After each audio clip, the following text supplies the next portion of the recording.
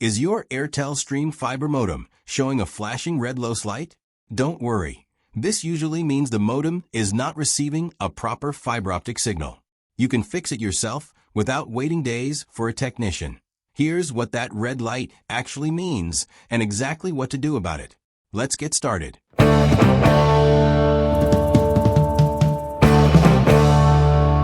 First, let's decode that acronym.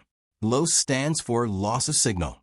When it's solid red, your ONT is powered on, but getting no light signal from the fiber network.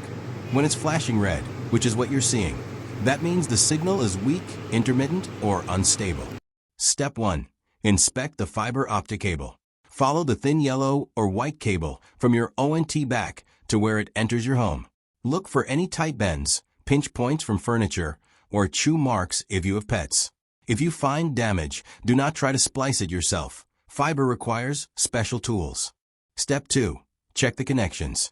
Unplug and replug the fiber cable at both ends, the ONT side and the wall jack side. You should feel and hear a small click when it's fully seated. While it's unplugged, check for dust. Fiber connections are incredibly sensitive to dirt. Even a tiny speck of dust can block the laser signal.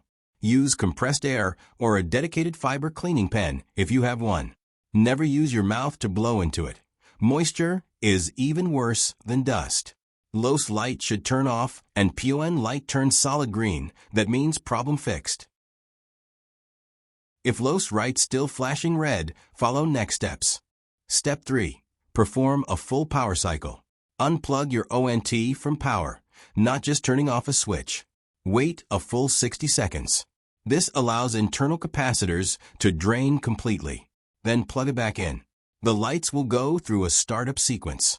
The LOS light should stop flashing after 1 to 3 minutes.